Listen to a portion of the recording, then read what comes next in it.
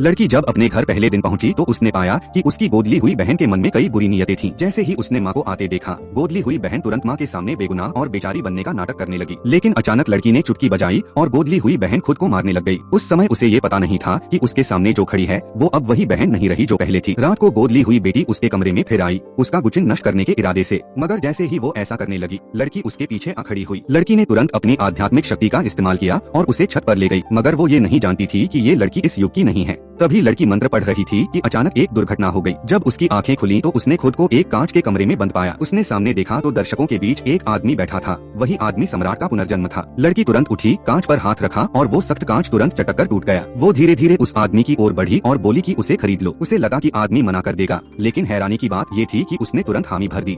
लेकिन जैसे ही वो आदमी जाने वाला था, लड़की ने सच बताया कि उसके शरीर में पुरानी बीमारी है, पर उसके रहते उसे मौत नहीं आएगी। उधर लड़की के परिवार को लगा कि वो मर चुकी है, लेकिन अचानक जब वो वापस लौटी तो गोदली हुई बहन डर गई। उसका भाई और पिता पहले से ही उसके स्वभाव को नापसंद करते थे, मगर अगले ही पल लड़की का रूप देखकर वे हैरान रह गए। रात के खाने के बाद लड़की ने अपनी आध्यात्मिक शक्ति एकत्र करने की सोची। उसे याद आया कि प्राचीन समय में लोग उसके संगीत और कला से प्रभावित होकर उसकी पूजा करते थे, तभी वो ऊर्जा खींच पाती थी। उसने तुरंत लाइव स्ट्रीम शुरू कर दी। उसका गुचिन संगीत बेहद सुंदर और दिल को छू लेने वाला था, जिससे जल्द ही लाखों लोग जुड़ गए। थोड़े ही समय में उसकी आधी आध्यात्मिक शक्ति लौट आई, लेकिन गोदली हुई बहन को ये सब बर्दाश्त नहीं हुआ। उसने फिर से उसका गुचिन तोड़ने की कोशिश की, मगर लड़की ने उसकी चाल पकड़ ली और तुरंत उसे धक्का दे दिया। अगले दिन लड़की उस आदमी का इलाज करने अस्पताल पहुंची। उसके पिता ने पूछा कि वो क्या करने वाली है। लड़की ने कहा कि सिर्फ वही उसे बचा सकती है। गोदली हुई बहन ने रोकने की कोशिश की, मगर लड़की बोली कि अगर उसे अंदर नहीं जाने दिया गया तो वो आदमी नहीं बचेगा। ये सुनकर उसके पिता ने तुरंत उसे अंदर बुलाया। उसका भाई उसे बाहर निकालने लगा, लेकिन लड़की ने बस चुटकी बजाई और वो हिल भी नहीं सका। लड़की ने अपनी आध्यात्मिक शक्ति से उस आदमी का इलाज शुरू किया। कुछ ही सेकंड बाद उसने सबको बताया कि वो ठीक हो गया है, मगर मॉनिटर ने दिखाया कि उसकी सभी जीवन क्रियाएं रुक चुकी हैं। उसके पिता का दिल टूट गया, लेकिन अगले ही पल उन्होंने देखा कि उनके बेटे की आंखें झपक रही थीं और उंगलियां धीरे धीरे हिल रही थीं। फिर उसने धीरे धीरे अपनी आंखें खोल दी।